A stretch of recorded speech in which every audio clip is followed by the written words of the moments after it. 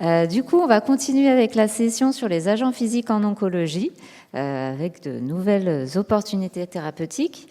Et donc, on va démarrer avec deux présentations de nos collègues de Grenoble et de Lyon, et puis on finira avec deux présentations flash. Donc, je vais proposer à Mans de nous rejoindre. J'ose pas dire son nom de famille, parce que je suis sûre que je vais l'écorcher. Et du coup, je te laisse la parole. Okay, so thank you very much for having me. Thanks to the organizers. I'll be presenting in English. I think it's better for everyone. Sorry about that. So yeah, today I will be talking about engineering radiocatalytic nanoliposomes that we're developing for radiochemotherapy for pancreatic cancer. So this research is being performed at the Institute for Advanced Biosciences here in Grenoble, and it's supported by an ERC starting grant as well. There we go. All right, so this project, as I mentioned, is really inspired by pancreatic cancer. And one of the main problems in pancreatic cancer is that the cancer cells are surrounded by very dense cancer stroma. So if you can see here, these are, for example, cancer cells. And you can see that they're greatly outnumbered by the stromal cells that surround it. And these are so compressive that it collapses the blood vessels. It prevents therapeutics from reaching the cancer cells and actually penetrating deep enough through the stroma to reach the cancer cells. So this translates into very poor 1-year survival rates, less than 20%.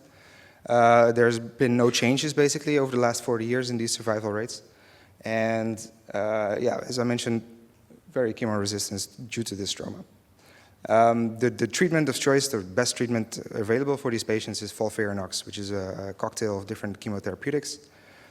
Most effective when further combined with radiotherapy. So this is typically performed as stereotactic radiosurgery with doses between 50 to 80 gray in total, delivered through various fractions, basically. In the best case scenario, the mean survival is about 15 months after diagnosis. But actually, this treatment is too toxic for the majority of patients, so they don't even qualify for this kind of treatment. And so alternatives are gemcitabine plus paclitaxel or even less comprehensive treatment strategies. And so this tells us that we really need to start, doing a lot of research to innovate the treatments, making it safer and more efficient. So over the years, we've seen some developments in pancreatic cancer associated to chemotherapies. So this is, in the best case scenario, we use FOLFIRINOX. In patients that are very healthy, their survival could be about up to 24 months, usually in combination with surgery, where the survival is about 54 months. So this is an operable tumor, but this scenario only applies to about 10 to 15% of the patient population, so it's very minimal. If we go down the patient fitness level, the latest treatment that is approved is NALIRIFOX, which is pretty much the same thing as FOLFIRINOX, only that they encapsulate irinotecan into a liposome. This makes it slightly safer and more appropriate for treating patients that have a lower vitality score. So in this case, the median survival is about 11 months. Going down the patient fitness level, we qualify for gemcitabine plus Abraxane with even poorer survival rates. And in the last case scenario where we have advanced disease, multiple metastases, in this case we can do palliative treatment with, which is called Onivyde liposomal irinotecan combined with 5-fluorouracil and folinic acid. So yeah, these liposomes have been one of the main developments in the last few years. So what is interesting about liposomes? Well, liposomes are interesting because of two things. First of all, they protect the drug from the body, so drugs that normally have a circulation time of several minutes, being very rapidly cleared by the liver or the kidneys. With liposomes, they circulate for a much longer time, so they can circulate for up to 18 hours in clinical formulations of Onivyde, for example. The second thing they do is they protect the body from the drug because they are circulating longer, they have a slightly better uptake in cancer tissues because of the enhanced permeability and retention effect. And this reduces off-target toxicity. However, there's still also quite some challenges. Basically, most liposomes are functionalized or designed in such a way that the compounds that are inside the liposomes passively diffuse out of the liposomes. So there's no real control over how fast they are being released. It's also limited to drugs that can actually diffuse across membranes. So this qualifies as M5-philic drugs. So so they can actually passively diffuse across the bilayer. A lot of hydrophilic drugs, for example, oxaliplatin, it does not cross the membrane so easily. And of course, we make it safer, slightly, sometimes more efficient, but there's really no solution still for the cancer stroma. So this is still something that we need to develop. So over the past decade or so, there's been quite some interesting solutions for this problem, which is based on photodynamic therapy, which is the activation of porphyrin molecules, dyes, with light. And when you do that, you produce a lot of reactive oxygen species. So this is very interesting. So if you make liposomes that contain porphyrin dyes within the lipid bilayer, you activate them with light, you produce reactive oxygen species that can engage in lipid oxidation reactions that destroy the liposomes, and therefore you can control exactly where you want the drugs to be released. So this is an interesting option also for hydrophilic drugs that were not previously eligible for these types of liposomal drug delivery systems. Another benefit is that these reactive oxygen species, they don't just attack the lipids of the liposomes, but they also attack the cancer microenvironment. So they can kill cancer cells, reducing the cell densities in the tumor. That sets in motion a cascade of events that leads to reduced interstitial tumor pressure and increased vascular permeability. So you kind of restore the EPR effect if it's very poor, or enhance it if it was already there. And also it denatures the collagen matrix, which I forgot to mention. And all of this together makes the tumor much more permeable, and so the drugs that are being released or being given as an adjuvant treatment, they will penetrate much deeper into the tissue and becoming more effective.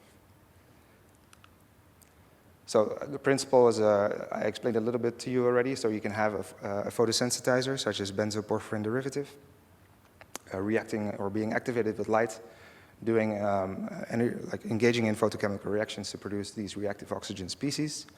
They interact with the lipids, so they cause a lipid peroxidation chain reaction that kind of changes the morphology of the lipids, and it kind of pushes the bilayers apart, creating these pores through which chemotherapeutics can escape. So this means that you can start designing liposomes that are very sensitive to oxidation, which is what we have been doing in the lab. So we've been looking at the influence of different compounds into the liposomes, the different building blocks, to see, can we develop a formulation that is just extremely sensitive to oxidation? And here, for example, you can see that cholesterol was kind of an important compound. The more cholesterol you add, the more effective the drug release is. So within seconds, you can have complete release of your compound in the cancer microenvironment. If we go beyond 50%, then the liposome starts to become unstable, so there's really a balance to explore there. So something else we're working on is to see, okay, can we then also permeabilize tumors in vitro, and can we start to have a better understanding on how that works? So now we have the models showing, in very simple spheroid models, showing that, okay, if we do the treatment, photodynamic therapy, you do see an increase in permeability. Some hydrophilic dyes are able to penetrate much deeper into cancer tissues, at least in vitro. So this is a slide I added last night. I was thinking, since the ARC is here, it could be nice to highlight a little bit the project that we just had accepted. So we want to have a better understanding of how this priming of the cancer microenvironment works. So we call this photodynamic priming to increase cancer tissue permeability. But we don't know what are the mechanisms, the kinetics, the safety when you combine it with state-of-the-art, the clinical standard of care, sorry. So we wanted to start working on these organoid models and in vivo models of syngeneic models of pancreatic cancer to see if we can identify optical signatures of cancer permeability, to see if we can trace it in time and identify sort of a peak moment in time where we have the permeability at its maximum. Then we were wondering, so this is done in collaboration with Amsterdam University using optical coherence tomography. Then we were wondering, how safe is it, right? How do the cells behave in this altered microenvironment? Because if you start messing with the microenvironment, maybe the cells become more migratory and start to form more metastases. So this is something that we wanted to investigate, which is what we're going to do with transcriptomics, NMR, metabolomics. And we're also going to look at the immunogenicity of the cancer cells, or the cancer tissues. And lastly, we want to see how it can be implemented into the standard of care. So we're going to use these organoids to screen a large amount of different cancer combinations, cancer treatments, select the most effective ones, look at syngeneic models if they're actually working also in vivo, and then providing the ultimate proof that we have tumor permeability by looking at tumor drug accumulation and its metabolism, which we are doing as well with NMR. All right. But when we are working with light, we will always have the challenge that light does not penetrate so deep into tissues, right? So at best, it's going to be about 1 to 2 centimeters. As you can see here, it just, it can go through fingers, which is about 1 or 2 centimeters. It doesn't go much deeper than that. So one of the solutions to get there is to develop a system that is actually susceptible to X-rays, because X-rays penetrate much deeper into tissues. But then the question is, okay, but how do we get there, right? And so in this image, you can see this patient was wearing a golden ring, and gold is exactly an element that absorbs and scatters X-rays very efficiently. And so we wanted to see if we can develop liposomes that contain high Z elements, such as gold, in the lipid bilayer, and see if we can stimulate the same effects. So this is what we explored in collaboration with Xavier Le Guevel, who's I would say an inorganic chemist at our institute, who's developing these gold nanoclusters. He made them hydrophobic, and we can put them in a lipid bilayer.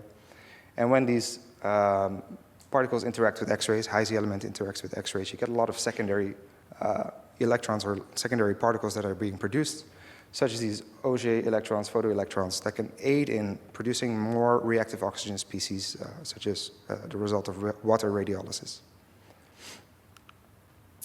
So these are the liposomes and what they look like under a microscope, so under an electron microscope. So we can see here the lipid bilayer very nicely in these empty liposomes. When we add gold, we sometimes see very densely packed liposomes containing a lot of gold. And when we add more and more gold, we also see the liposomes becoming more unstable. So this is very interesting for us. Ideally, we stay with sort of in this safe region where we have stable liposomes, but still containing gold. Then we were wondering, because here you can't really see if they're actually in the bilayer or not, so we did some tomography as well. And so here you can see that these particles are really overlapping with the liposomal membranes, and so you can see it here as well.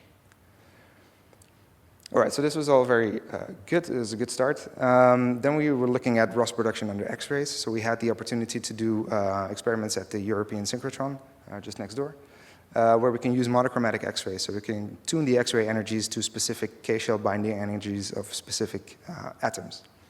So in this case, we irradiated below the K-shell binding energy of atoms of gold, and just above, so here at 81 kiloelectron volts.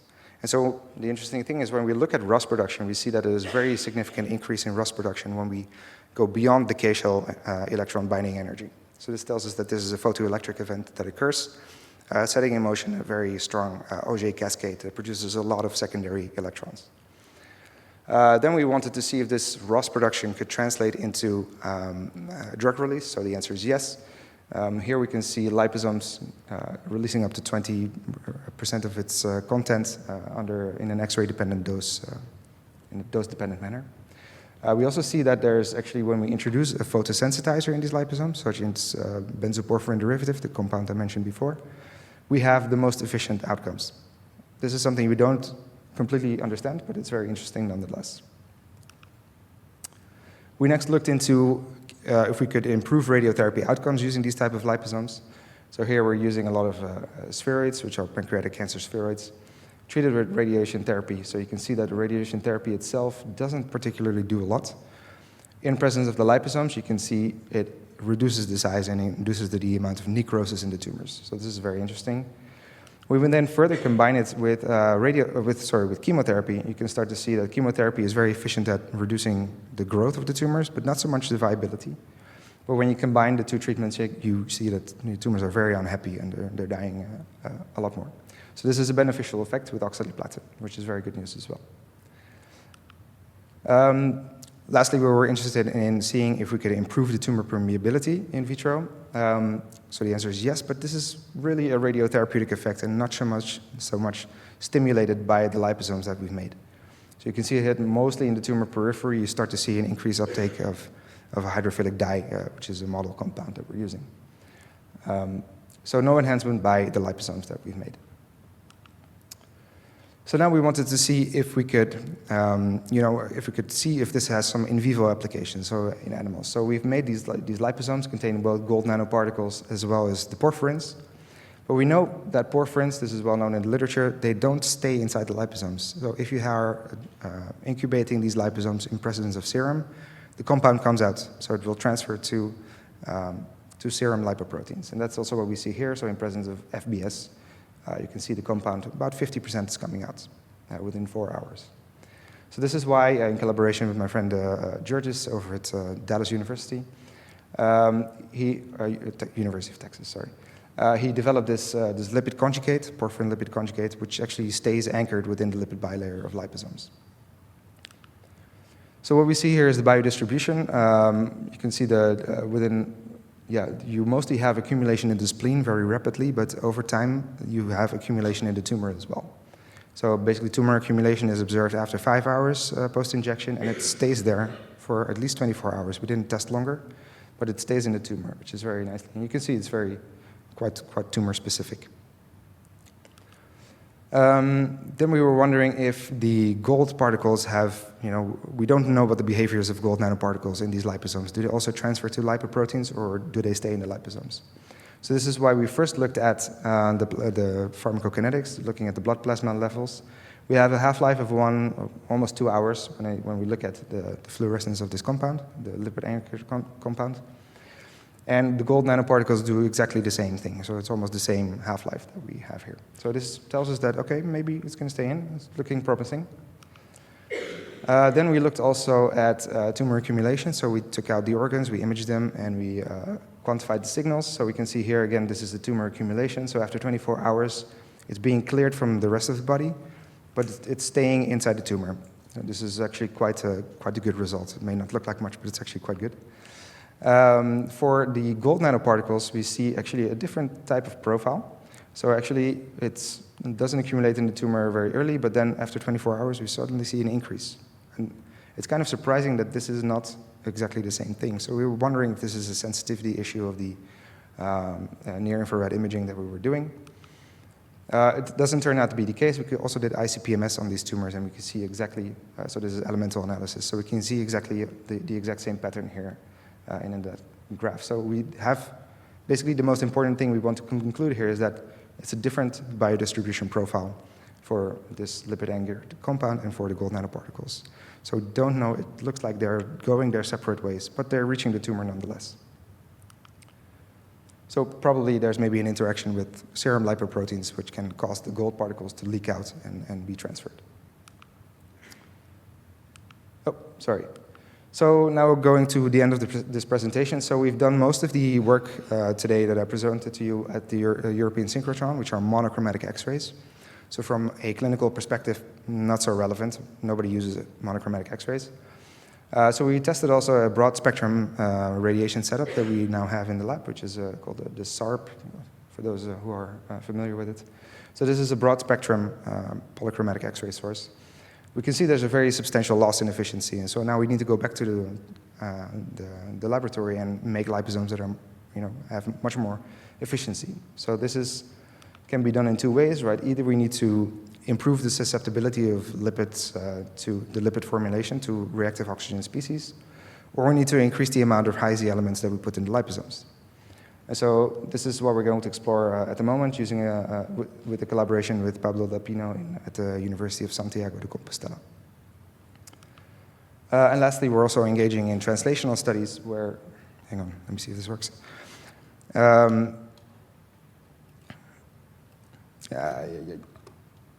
It would be so nice if it works. There we go. No, I don't think so. Okay, too bad. So we're doing translational studies using this preclinical setup that we have, which we can use to do stereotactic radiotherapy on small animals such as rats and mice. So we first take an image using a cone beam CT, we reconstruct the mouse, we try to see where the tumor is located, and now we can really specifically irradiate the tumor exactly where it's located.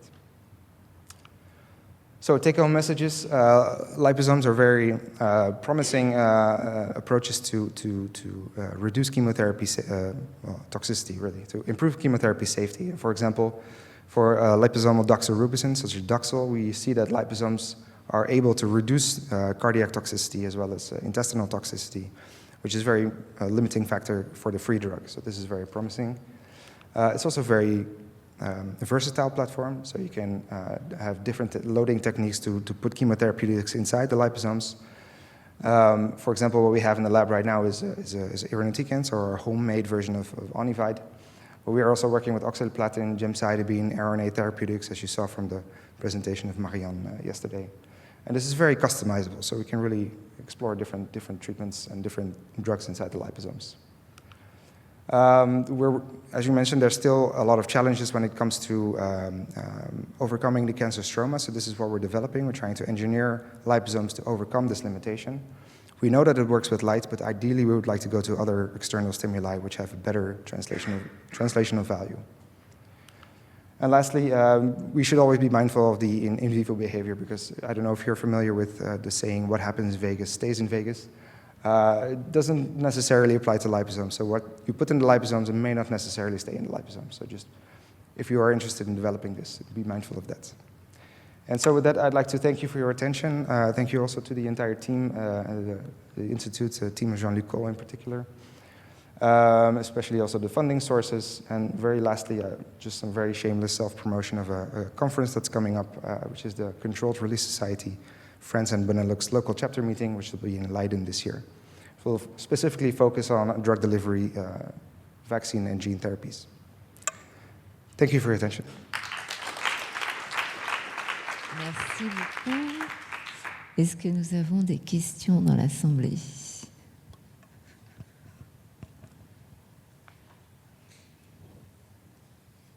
Alors, oui.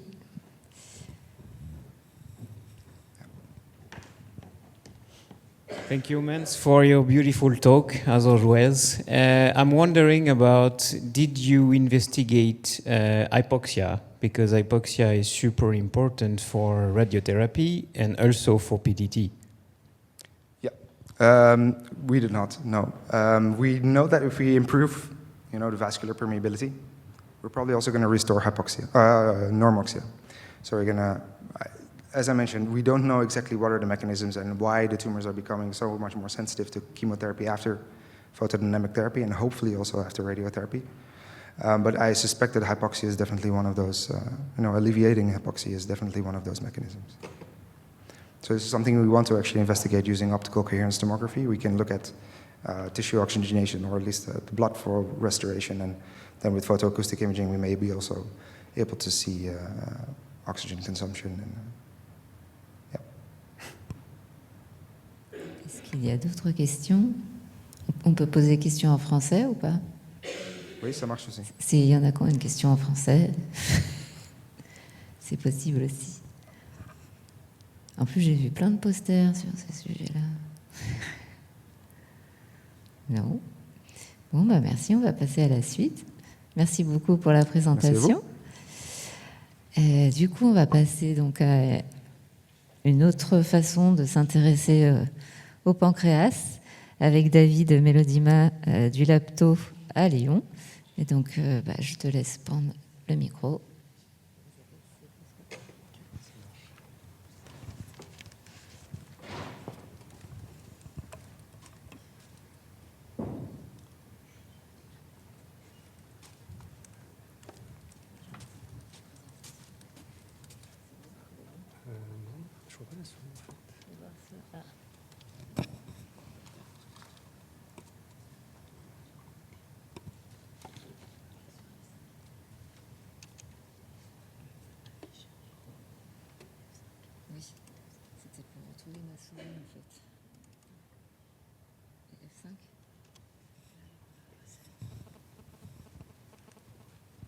Okay, super. Merci Mylène et merci aux organisateurs du forum pour cette invitation à présenter notre travail sur le traitement des tumeurs pancréatiques par ultrasons.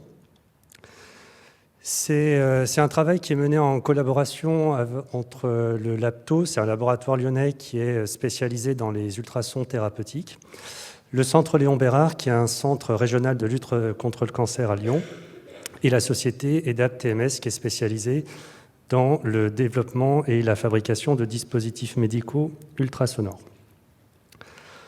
Alors, ça vient de vous être dit par Mans, et ce n'est pas pour nous donner le moral, mais le cancer du pancréas, c'est une maladie fréquente. Environ 100 000 nouveaux cas par an en Europe, 14 000 nouveaux cas par an en France. Donc c'est beaucoup, et surtout c'est de très mauvais pronostics, puisque la survie à 5 ans est de l'ordre de 7%. C'est un des cancers qui se soigne le moins bien, et donc finalement qui amène même à dire que la mortalité est quasiment égale à l'incidence. Et puis pour nous mettre encore plus le moral dans les chaussettes, c'est une maladie qui progresse, qui a quadruplé en incidence au cours des 20 dernières années. Alors, quand les patients sont diagnostiqués, pour faire simple, il y a à peu près 3 présentations cliniques. En gros, il y a 20% des patients qui ont une maladie localisée, c'est-à-dire que la tumeur est confinée dans le pancréas et il n'y a pas de métastase visible au moment du diagnostic. Donc pour ces patients-là, l'option de référence, c'est la chirurgie. La résection, on va enlever la partie du pancréas qui est malade et c'est les quelques pourcents de patients qu'on va retrouver vivants quelques années après. Il y a à peu près la moitié des patients, 40% environ, qui vont se présenter avec une maladie qui est d'emblée métastatique au moment du diagnostic. Et là, malheureusement, les approches seront purement palliatives, notamment à base de chimiothérapie, comme vous a été expliqué juste avant.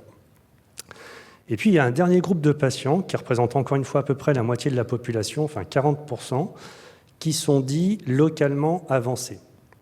Localement avancés, ça signifie que la tumeur n'est pas métastatique, ou du moins on ne voit pas de métastase à l'examen, ce n'est pas tout à fait la même chose, mais la tumeur a suffisamment grossi pour commencer à envahir les structures de voisinage. Et les structures de voisinage autour du pancréas, il y en a vraiment beaucoup,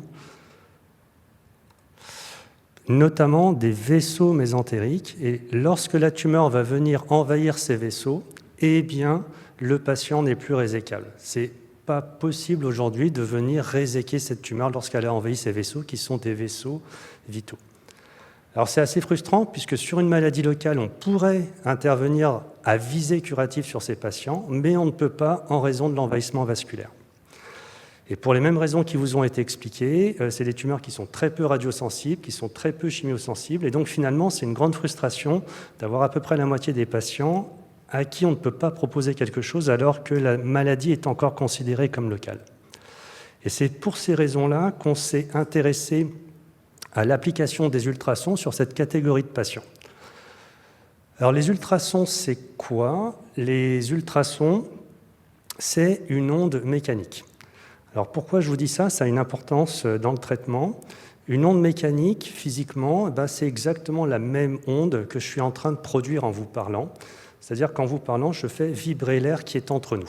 Et vous entendez ce son avec votre oreille. Les ultrasons, c'est uniquement une question de sémantique. On appelle ça ultrason parce que la fréquence de vibration de cette onde est supérieure à la fréquence que votre oreille peut entendre. Mais physiquement parlant, c'est exactement la même chose. C'est une vibration qui se propage dans un milieu.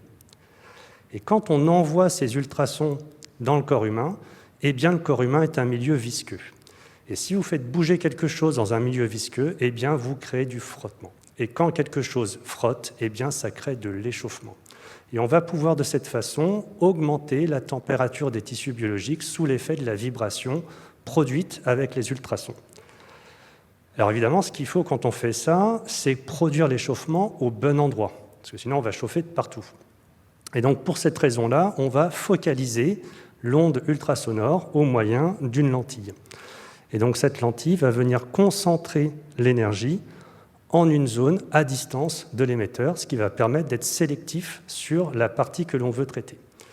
Donc ultrason, c'est pour onde mécanique, focaliser, c'est pour cibler à un endroit voulu, et haute intensité, c'est parce qu'on va envoyer suffisamment d'énergie pour que les frottements créent suffisamment de chaleur, une augmentation de température suffisante pour détruire les cellules de façon instantanée. Ce qui est séduisant dans la technique, c'est qu'il y a un lien direct et proportionnel entre l'intensité que l'on a envoyée et l'échauffement qui est produit. Et donc ça, c'est très facile. On augmente la puissance, finalement, qu'on envoie, et on augmente d'autant la chaleur qui est produite. Ce qui fait qu'on peut obtenir un effet de destruction cellulaire instantané.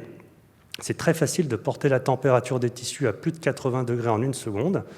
Et si vous portez la température d'un tissu biologique à 80 degrés, eh bien, il meurt instantanément. Donc c'est sélectif, c'est précis, et ça crée ce genre de destruction. Ça, c'est un exemple de lyse cellulaire dans le foie. C'est la zone qui est blanche au milieu. Et la taille de ça, eh bien, c'est en gros 1 cm de long par 1 à 2 mm de large. Et c'est là finalement qu'on atteint la limite de l'avantage, c'est-à-dire qu'on est très précis, mais du coup c'est très petit ce qu'on fait. Pour vous donner une représentation mentale, ça a la taille d'un grain de riz. Et si vous voulez traiter une tumeur qui fait plusieurs centimètres cubes avec des grains de riz, eh bien, il va falloir les sommer les uns à côté des autres jusqu'à traiter l'intégralité du volume tumoral. Ce qui fait que dans la réalité, alors ça marche très très bien, vous allez voir, mais il faut être capable de venir placer tous ces petits grains de riz, des centaines de petits grains de riz, les uns à côté des autres pour faire le traitement. Alors ça présente pas mal d'avantages, puisque ce n'est pas invasif, on met la sonde à l'extérieur et on focalise, ou peu invasif si on veut se rapprocher de la cible. Surtout, ce n'est pas ionisant. Encore une fois, c'est une onde mécanique, c'est la même onde vraiment que celle que je produis actuellement. Donc il n'y a pas de notion de dose. On peut répéter les traitements autant que voulu, sans avoir une considération en se disant on a atteint X degrés et c'est plus possible d'aller au-delà. C'est répétable, du coup il y a une faible morbidité et des durées d'hospitalisation courtes. Le traitement se fait en une fois. Pas besoin de venir 4, 5, 10, 15, 20 fois à l'hôpital pour faire le traitement. Et c'est associable. On peut traiter des patients en échec de radiothérapie, on peut traiter avant la chimio, après la chimio, on peut intervenir n'importe quand avec la technique. Donc finalement, c'est assez simple sur le principe à comprendre la façon dont ça marche, et ça marche plutôt pas mal. Et on en est assez fiers à Lyon parce que le premier patient qui a été traité pour un cancer de prostate par ultrason, c'était à Lyon en 1993 avec la machine du laboratoire que vous voyez là, enfin qui a bien évolué depuis 1993. Et depuis, cette technique de traitement par ultrason s'est démocratisée à tout un tas d'autres applications à l'échelle mondiale. Et puis vous voyez que le nombre de patients traités chaque année ne cesse d'augmenter. Alors c'est satisfaisant, 1 million de traitements cumulés à peu près aujourd'hui. En même temps, 1 million de traitements à l'échelle du cancer, à l'échelle mondiale, c'est rien. c'est le epsilon du développement limité. Mais ce qui est intéressant, c'est que la courbe augmente. Et puis ça n'intéresse pas que les chercheurs, puisqu'aujourd'hui, il y a 14 indications de traitement par ultrason qui sont remboursées par les systèmes de santé ou les systèmes d'assurance maladie dans différents pays. Alors évidemment, si on en revient au cancer du pancréas, on n'est pas les premiers à y avoir pensé, et on n'est même pas du tout les premiers, puisque d'autres ont déjà développé des appareils qui traitent le cancer du pancréas, enfin les tumeurs pancréatiques, avec ces ultrasons via cette machine, où le traitement est complètement non invasif, la personne s'allonge sur le lit de l'appareil, et le traitement est réalisé. Alors ça marche plutôt pas mal. Alors c'est pas facile de lire ces scanners, mais en gros la tumeur pancréatique est ici, et ça c'est la tumeur pancréatique après traitement. Donc ça apparaît en plus sombre, donc ça marche plutôt bien, mais pas suffisamment bien. Pas suffisamment bien parce qu'il reste toujours de la tumeur après traitement. Alors tout n'est pas à jeter, loin de là. Les études rétrospectives sur ces essais-là montrent des choses importantes. La première chose, c'est la sécurité du traitement. On peut faire le traitement sans complications, ça c'est déjà pas mal. Le deuxième point extrêmement important, c'est qu'il y a une réduction objective de la douleur chez plus de 80% des patients. C'est une maladie qui est extrêmement douloureuse, et déjà ne plus avoir mal, c'est un progrès considérable. Mais la limite, c'est que finalement, il n'y a que 20 à 75% du volume tumoral qui est traité à la fin de la fin. Et finalement, ça fait que sur la survie globale, il n'y a pas vraiment de progrès du fait d'avoir traité avec les ultrasons.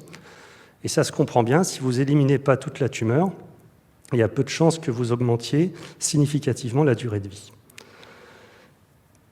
Alors pourquoi on n'y arrive pas ? On n'y arrive pas parce que, en fait, si on veut traiter ces tumeurs pancréatiques, on a ici un exemple du patient qui est considéré localement avancé. Donc localement avancé, la tumeur qui est ici en sombre, c'est pas évident à voir, mais enfin elle est là. Elle est sortie de l'organe, enfin elle pousse au-delà de l'organe, le pancréas est ici, et elle envahit ces fameux vaisseaux mésentériques. Donc ils sont indiqués par une flèche rouge pour l'artère et bleue pour la veine ici. Donc c'est pas résécable. Mais c'est localisé, on aimerait bien traiter ça. Le problème, c'est que si on veut traiter ça avec les ultrasons, on va mettre la sonde ici sur la peau, et vous voyez qu'en partant de la peau, pour arriver jusqu'à la tumeur, on va traverser un sacré bazar de tissus, tout ce qui est là. Et dans ce sacré bazar, il y a notamment le tube digestif. Et ici, ce que vous voyez en noir, c'est les intestins. Et les cavités d'air, eh bien, c'est des réflecteurs. Les ultrasons ne vont pas passer à travers la cavité d'air, et donc ils ne vont pas arriver dans ce cas-là jusqu'à la tumeur. Et c'est en partie ce qui explique l'absence d'efficacité. C'est une première chose. Et la deuxième chose, c'est que chaque tissu est un petit peu différent. Et donc, quand l'onde se propage dans la peau, elle ne laisse pas autant d'énergie que ce qu'elle a laissé dans le muscle et dans le foie, et ainsi de suite. Et donc, finalement, cette hétérogénéité tissulaire fait que l'énergie qu'on dépose n'est pas toujours bien adaptée. Et donc, finalement, on n'en amène pas assez au niveau de la tumeur. Donc ça, c'est déjà un ensemble de problèmes, c'est d'arriver à déposer cette fameuse énergie dans la tumeur. Et puis la deuxième, c'est de faire attention à ne pas abîmer les vaisseaux. Ce sont des vaisseaux vitaux. Si on bouche cette artère-là, ça conduira au décès du patient. Donc finalement, tout ça fait que si on veut y arriver avec les ultrasons, qui ont quand même l'air prometteurs sur le principe, il faut changer de façon de penser. Alors évidemment, c'est toujours facile de dire ça après la guerre, une fois que les autres ont essuyé les plâtres. Mais en tout cas, on s'est inspiré de ça en se disant finalement, tous ces problèmes-là, c'est trop compliqué d'essayer de tous les résoudre d'un coup et de faire un traitement qui va marcher chez tout le monde. Et donc le parti pris qu'on a eu, c'était de séparer les problèmes et de les aborder les uns après les autres. Et notre premier objectif a été de se concentrer sur la destruction tumorale, développer une méthode qui va permettre de traiter, de détruire 100% de la tumeur. Et donc, pour y arriver, compte tenu de ces hétérogénéités tissulaires, ce qu'on s'est dit, c'est que finalement, ces patients, qui sont localement avancés, si la tumeur n'envahissait pas les vaisseaux, on les opérerait pour les réséquer. Donc, ce qu'on s'est dit, c'est qu'on va les opérer et on va venir poser la sonde directement au contact du pancréas. Donc, comme ça, on s'affranchit de l'hétérogénéité de tous les tissus qui sont entre la peau et l'organe en venant poser la sonde directement dessus. Donc ça, c'est ce qu'on a fait en 2017. On a eu cette approche péropératoire, donc chirurgicale, mais ça ne suffisait pas. On a aussi développé un appareil de traitement qui était capable d'allier deux concepts contradictoires. C'est-à-dire quand on focalise, on réduit la zone de traitement, puisqu'on concentre l'énergie. On a développé une sonde qui focalise, mais dans un grand volume. Et l'intérêt de ça, c'est qu'il n'y a plus besoin de venir placer les petits grains de riz les uns à côté des autres. On peut en un bloc détruire un volume qui soit cohérent avec le volume tumoral, typiquement de 1 cm pour faire la zone la plus petite, jusqu'à 5 cm pour faire la zone la plus grande. C'est adaptable. Et donc on choisit comme ça le volume qui va être traité. Donc ça, c'était breveté, ça fait l'objet d'une première preuve de concept en 2017. Et ensuite, avec cet aspect-là, on s'est attaqué à un deuxième aspect du problème, qui était de préserver les vaisseaux. Si on traite autour d'une artère, il faut que cette artère reste viable à la fin du traitement.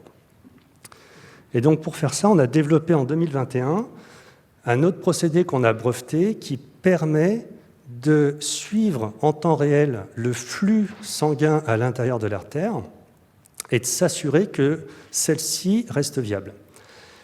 Et ce dont on s'est aperçu, c'est que si vous traitez une artère conduisant à une perte de fonctionnalité, c'est-à-dire l'artère va se boucher, eh bien forcément le flux sanguin à l'intérieur de l'artère va changer au cours du temps lorsqu'elle se bouche.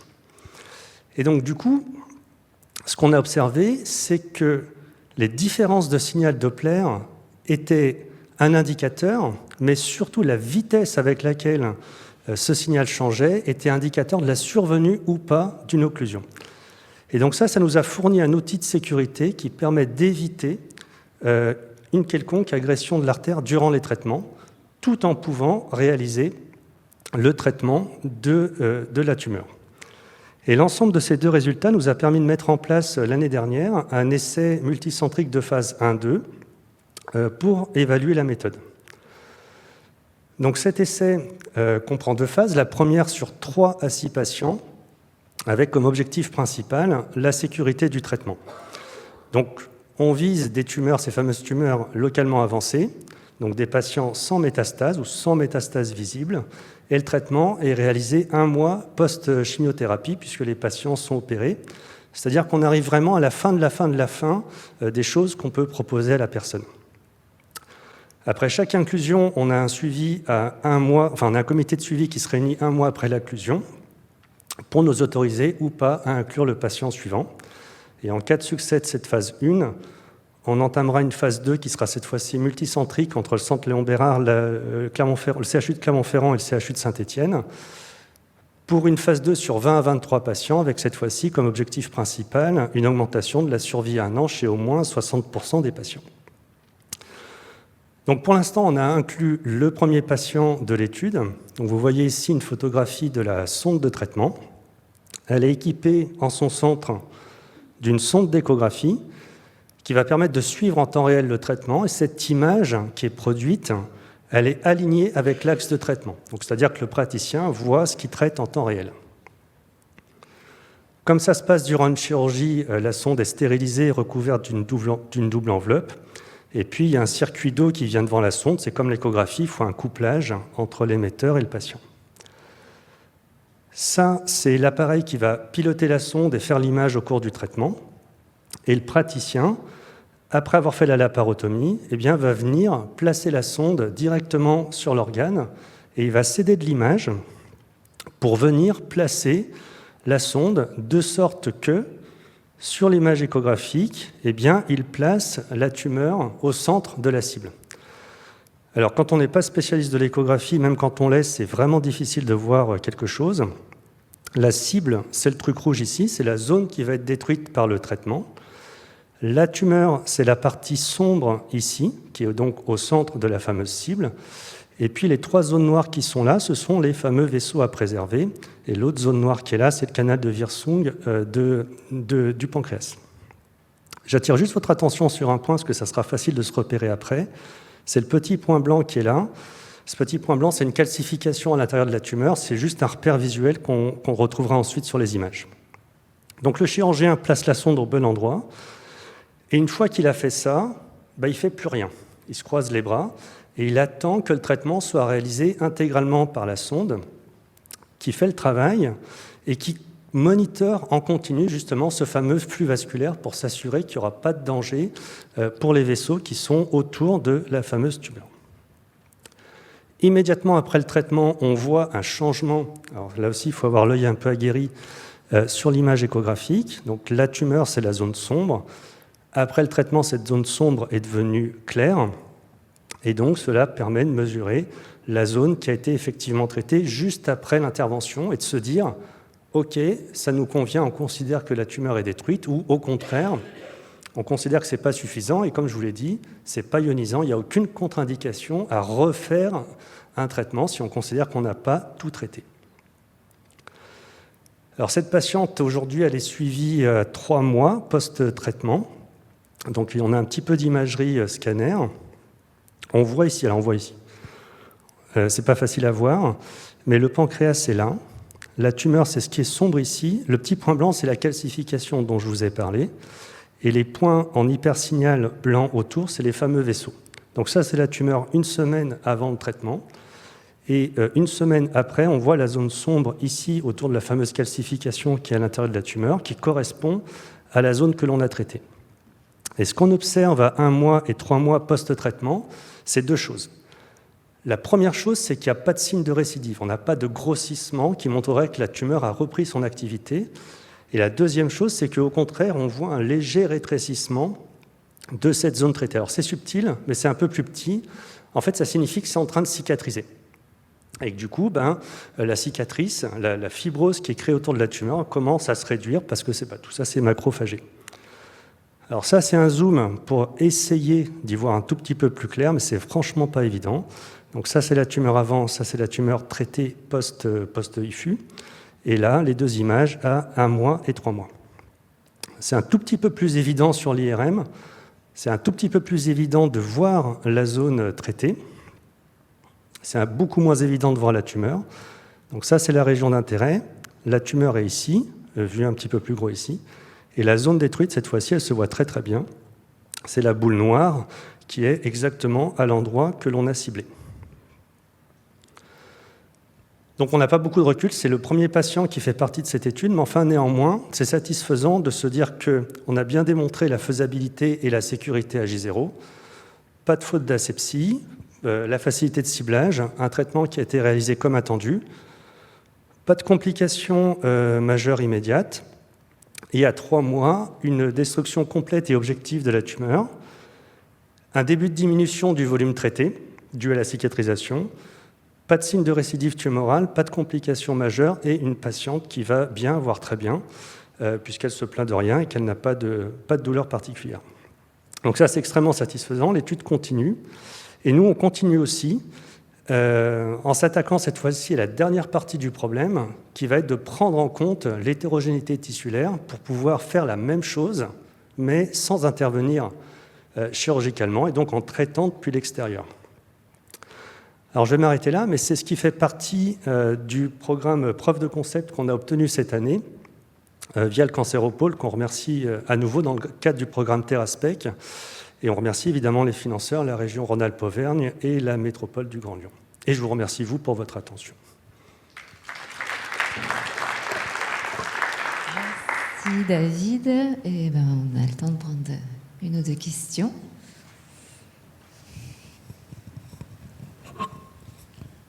Bonjour, merci pour cette très belle présentation, très pédagogique pour quelqu'un qui n'est pas de la partie.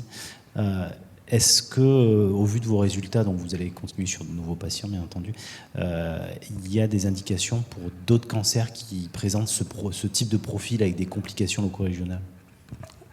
Oui, complètement. Alors, en fait, avant de traiter les tumeurs pancréatiques, on s'est adressé aux métastases hépatiques. C'est à peu près... Carcinologiquement, ça n'a rien à voir, évidemment, mais sur le plan physique de traitement, c'est à peu près la même chose. Et donc, finalement, l'action des ultrasons, elle n'est pas très spécifique du tissu. C'est-à-dire qu'on va pouvoir produire cet échauffement sur une tumeur du pancréas ou du foie ou d'autres choses. Le danger, c'est qu'on va produire aussi un échauffement important sur les tissus sains. En fait, la difficulté, elle est surtout là, c'est le ciblage.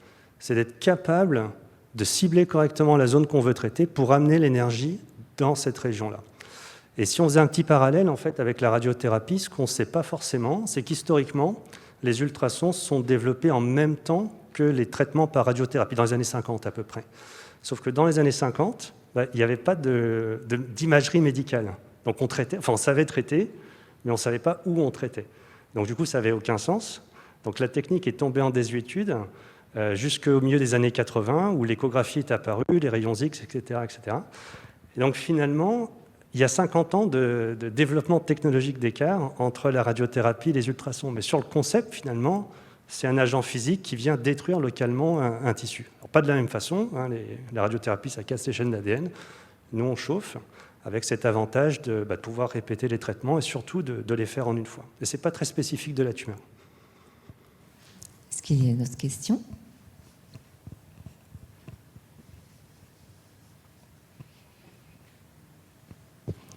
Non, merci alors pour cette présentation. Et donc nous allons continuer avec les présentations flash. On va démarrer avec Aurélie Rondon qui vient de Clermont-Ferrand.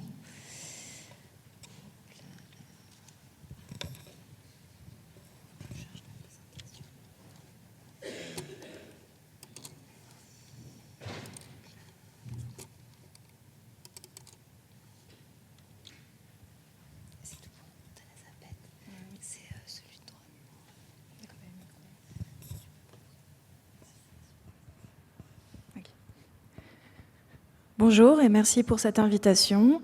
Donc, je suis Aurélie Rondon, CR INSERM. J'ai pris mon poste il y a peu à Clermont-Ferrand au laboratoire IMOST en décembre. Et donc aujourd'hui, je vais vous présenter mon projet principal qui porte sur les radiothérapies internes vectorisées de la carcinose péritonéale.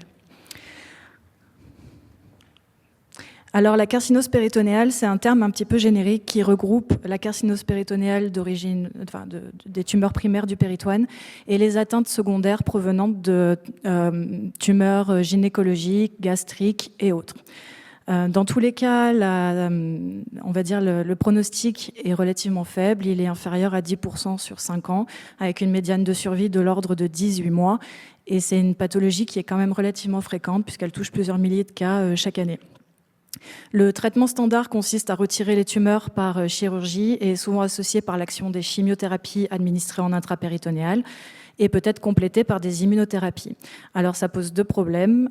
Concernant la chirurgie, c'est la possibilité de localiser les tumeurs. En fait, les organes abdominaux sont relativement denses et donc il est très difficile de localiser les foyers tumoraux, en particulier lorsqu'ils sont très petits. Et les chimiothérapies sont très invasives. Donc, dans mon projet, l'idée serait d'utiliser, de développer en fait une thérapie ciblée qui va aller directement détecter ces métastases, peu importe leur taille. Et donc, cette thérapie va reposer sur la radiothérapie interne vectorisée, la RIV. Qu'est-ce que la RIV ? La RIV, c'est un radiopharmaceutique qui va être administré chez un patient. Donc, ce radiopharmaceutique, il est composé d'une partie vecteur qui va aller cibler la tumeur et qui est conjugué à un radionucléide. Donc après binding à la tumeur au niveau d'un antigène spécifique, le radionucléide, lui, va irradier, donc il va aller détruire l'ADN et les composants cellulaires, non seulement de la cellule sur laquelle il est fixé, mais également des cellules environnantes. Et donc ça va entraîner la mort cellulaire. À l'origine, cette approche, elle a été développée avec des anticorps monoclonaux comme vecteurs, parce qu'il y a une forte affinité entre l'anticorps et les antigènes tumoraux. Et c'est approuvé depuis plus d'une vingtaine d'années maintenant pour le lymphome non-Hodgkinien. Alors ça marche très bien pour les cancers hématologiques. En revanche, pour les tumeurs solides, c'est pas très approprié parce que les anticorps ont une très longue demi-vie plasmatique de l'ordre de 20-21 jours. Et donc ça va induire une forte toxicité en fait, puisque le radionucléide va être en contact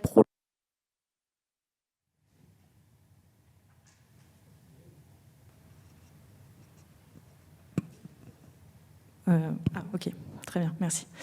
Donc ça ne marchera pas très bien sur les tumeurs solides puisque le radionucléide va induire une forte toxicité. Alors il y a deux possibilités, soit on va utiliser des vecteurs plus petits, soit une stratégie alternative. Dans des travaux précédents, j'ai essayé d'utiliser une stratégie alternative en administrant les anticorps et la radioactivité séparément, avec un délai de 24 heures entre les deux.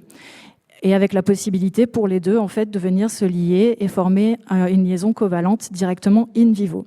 Alors on a fait une preuve de concept chez la souris et on a observé en fait que dans le groupe traité, on avait bien une réduction de la croissance tumorale à J13 et à J20 post-traitement. Donc que ces tumeurs répondaient bien au traitement et qu'on pouvait en fait traiter cette carcinose péritonéale avec de la RIV. Cependant, après J20, les tumeurs ont de nouveau flambé et ça a montré que même si cette approche-là a un intérêt, elle nécessite d'être optimisée. Alors, étant donné que nous avons fait l'hypothèse que le problème venait de l'anticorps, en fait, du fait de sa faible pénétration tumorale, on a voulu switcher pour un vecteur plus petit. Et on s'est dirigé naturellement en fait vers des peptides. Pourquoi des peptides ? Parce que récemment, sur les 5 dernières années, il y a 2 peptides qui ont été approuvés pour faire de la RIV de tumeurs solides. Donc c'est notamment le cas du Pluvicto radiomarqué au lutécium pour les cancers de la prostate résistants et le Dotatate radiomarqué au lutécium pour les cancers du GEP-NET. Donc ces 2 succès en fait dans le domaine des peptides radiomarqués nous poussent à croire que d'autres peptides peuvent être développés pour faire de la RIV de tumeurs solides. Ici, et concernant de façon plus générale les peptides qui sont développés actuellement sur le marché, ce sont des vecteurs et des peptides qui sont inactifs. En fait, ils sont uniquement utilisés en termes de vecteurs. Dans le cadre de mon projet, l'idée est d'utiliser des vecteurs avec une action biologique propre. Et pour ça, on va partir en fait sur des toxines. Donc les toxines, c'est des molécules un mélange en fait de différents types de molécules, peptides, protéines, etc. Et donc les peptides qui sont contenus dans ces toxines ont généralement les propriétés de pénétrer les membranes, d'être cytotoxiques ou cytostatiques et d'être chimio- ou radiosensibilisantes. Alors, en radiomarquant directement cette toxine, on pourrait en fait combiner différents effets biologiques. Notamment après donc internalisation, on pourrait venir ici inhiber les voies impliquées dans la prolifération cellulaire et la survie, tandis que le radionucléide va agir en fait au niveau de l'ADN et des composants cellulaires. Donc avec une molécule, en fait, une seule drogue, on pourrait combiner 2 effets biologiques différents et éviter les rechutes et la reprise des tumeurs. Donc dans ce projet, en fait, on va faire une étude classique de chimie médicinale et de pharmacologie, donc en partant de toxines connues. Ici, je vais synthétiser des variants, en fait, afin d'obtenir une meilleure stabilité plasmatique, une meilleure pénétration cellulaire. et ensuite les valider sur des modèles cellulaires. Donc dans ce cadre-là, on va partir sur du colorectal et du pancréatique. Ensuite, faire une validation de nos candidats variants chez les souris, dans des modèles orthotopiques syngéniques, et faire des allers-retours comme ça pour avoir en fait des études de relation structure-activité. Après identification d'un candidat d'intérêt, l'idée sera de le marquer et de faire toutes nos études en fait, de RIV et de biodistribution, d'études de dosimétrie pour voir un petit peu quelle sera la toxicité pour les organes non cibles. Et donc dans l'idée, on aimerait bien essayer d'identifier un candidat d'intérêt pour faire une étude First in Human. Voilà. Et je vous remercie pour votre attention et si vous avez des questions.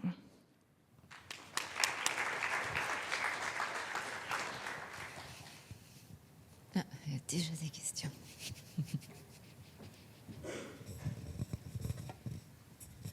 Bonjour. Vous envisagez d'utiliser quel radioélément pour la biodis et pour l'efficacité? On va partir sur du lutetium-177 et l'idée sera après de partir sur des alphas. Okay. Il y en a qui se comprennent. Du coup, est-ce qu'il y a d'autres questions?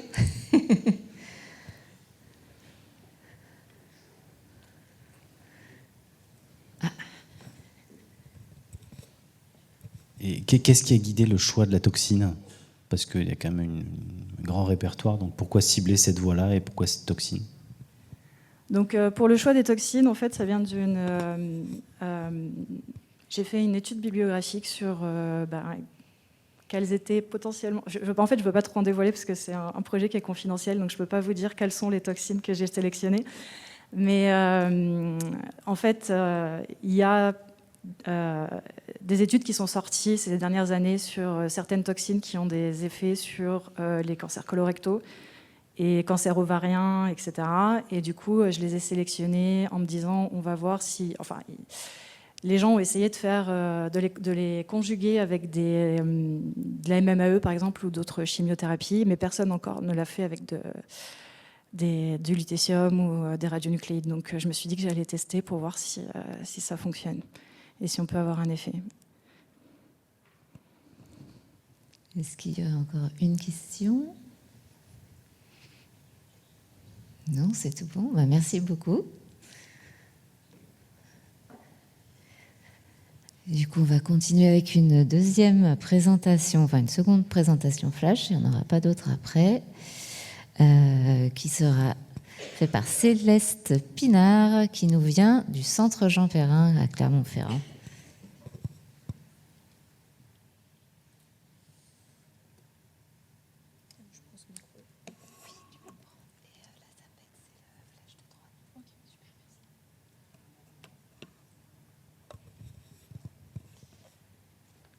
Alors, bonjour à tous, je m'appelle Céleste Pinard, je suis en thèse au Centre Jean Perrin à Clermont-Ferrand et aujourd'hui je vais vous présenter une partie de mes travaux de thèse qui portent sur l'identification de protéines plasmatiques comme potentiel biomarqueur prédictif dans le cancer du sein triple négatif.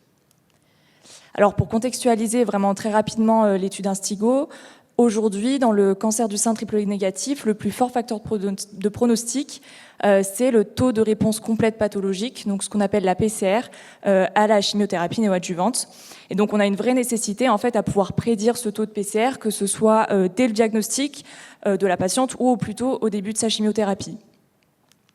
À côté de ça, on a aujourd'hui les biopsies liquides qui émergent de plus en plus avec un fort intérêt porté sur différents biomarqueurs circulants, mais notamment les cellules tumorales et l'ADN tumoral circulant qui sont très à la mode aujourd'hui, mais qui présentent certaines limites au niveau de leur technique d'analyse. Et c'est pour ça que moi, je vais plutôt me concentrer sur les protéines circulantes, puisqu'on sait qu'elles sont fortement impliquées dans la progression du cancer.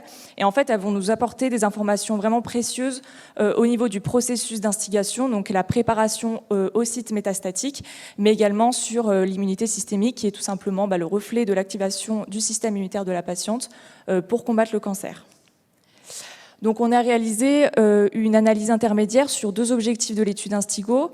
Le premier qui est d'étudier l'association entre les concentrations de nos protéines à la baseline, donc avant tout traitement, par rapport à la réponse à la chimiothérapie, et ensuite d'étudier la relation entre la variation de ces concentrations de protéines entre le début et la fin de la chimiothérapie par rapport à la réponse à la chimiothérapie. Donc pour ça, je suis désolée, il y a un peu des décalages sur le diapo.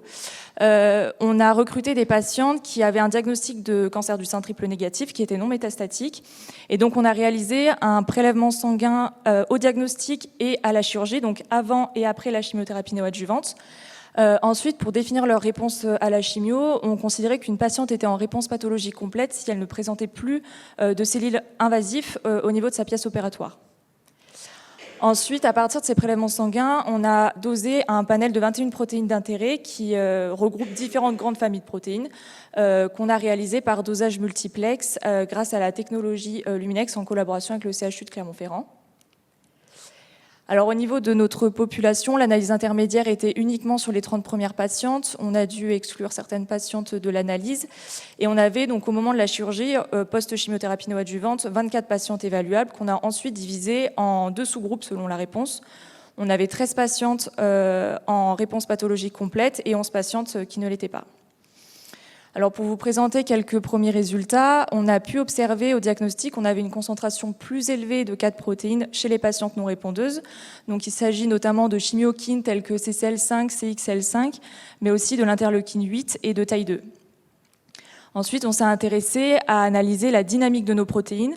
Et pour ça, notamment, on a calculé leur delta, donc on a tout simplement pris leur concentration à la chirurgie et on a soustrait par leur concentration à la baseline. Et là, on a observé qu'on avait le delta de l'angiopoïétine 2 et de CXL5 qui était significativement plus élevé dans le groupe des patientes répondeuses par rapport aux non répondeuses.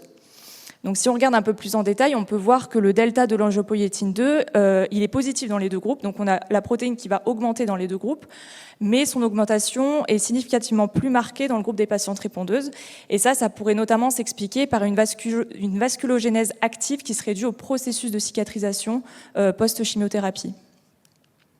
Ensuite, si on regarde de plus près CXL5, on peut voir qu'on a une diminution, enfin un delta négatif pour le groupe des patientes non répondeuses, donc une diminution de la protéine dans ce groupe, qui pourrait notamment s'expliquer par une adaptation de la tumeur qui va réduire sa dépendance à CXL5 et qui va donc trouver d'autres mécanismes d'échappement à la chimiothérapie, notamment via d'autres voies oncogéniques qui sont connues. Et ensuite, pour ce qui est du groupe des patientes répondeuses, on voit qu'on a un delta nul, donc une absence de variation de cette protéine dans le groupe des patientes répondeuses, qui là pourrait s'expliquer soit parce qu'on a une moindre dépendance de la tumeur à cette protéine pour sa survie, soit parce que la tumeur est trop rapidement éliminée par la chimiothérapie avant qu'elle ait le temps de mettre en place des mécanismes de résistance, notamment via CXL5.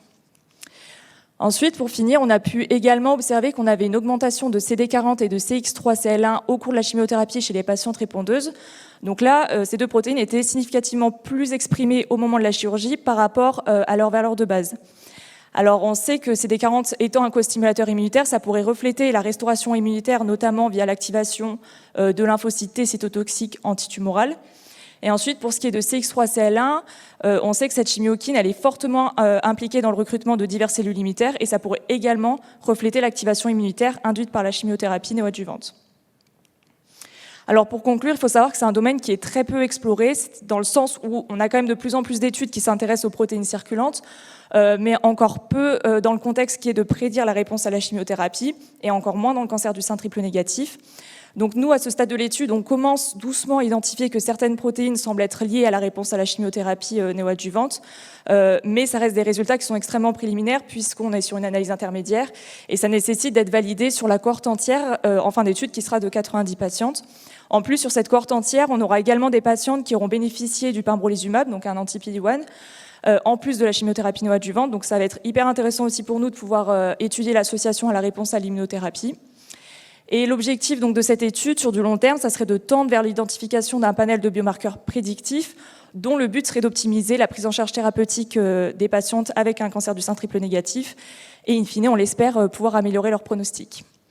Voilà, donc je remercie toute l'équipe Instigo et notamment le docteur Nina Radosevich-Robin qui a été l'initiatrice de ce projet qui m'aide énormément dessus. Donc merci à eux et merci à vous tous pour votre attention.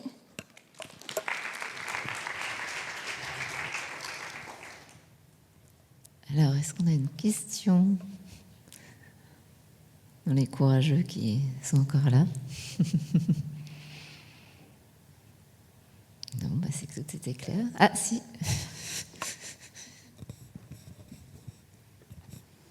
Merci pour la présentation. Donc vous avez montré les cibles, j'allais dire, qui sont sorties significatives de l'étude. Votre cohorte au départ, elle est assez restreinte. Hein. Vous avez une dizaine de patients dans chaque bras. Est-ce qu'il y a d'autres cibles que vous avez identifiées qui sont, je veux dire, pas significatives, mais avec des tendances très intéressantes, qui pourraient aussi implémenter, j'allais dire, les process que vous avez identifiés là? Oui, complètement. J'ai pas pu tout vous présenter aujourd'hui. Là, j'ai vraiment ressorti les résultats qu'on a qui sont significatifs. On a également des résultats très intéressants sur PDL1 au niveau de la réponse au traitement, qui sont assez contradictoires avec la littérature. C'est pas complètement significatif, donc voilà, j'ai fait le choix de pas les présenter, mais ils seront aussi publiés. Et alors ensuite, on avait également étudié la prédiction de la rechute métastatique à ce stade de l'étude, qui est assez compliqué parce qu'aujourd'hui, sur les 24 patients de l'analyse intermédiaire, on en a 5 qui ont rechuté. Donc, du coup, ça fait une cohorte qui est très faible. Mais on a commencé à identifier aussi des protéines qui se démarquent dès le diagnostic chez ces 5 patientes par rapport au reste de la cohorte. Mais là, c'est pareil, c'est des résultats qui sont assez, qu'on prend avec des pincettes parce que c'est encore trop tôt. Et en fait, l'idée d'Instigo, là, je vous ai présenté qu'une partie, mais il y a aussi toute cette facette sur la prédiction de la rechute métastatique. Mais là, on attend d'avoir beaucoup plus de recul. En fait, on va suivre les patientes jusqu'à 5 ans post-radiothérapie et pour voir si on en a plus qui vont rechuter et si oui, quels sont leurs profils dès le diagnostic. Merci. Du coup, pas d'autres questions. Oui, merci encore pour ces présentations. Merci à vous.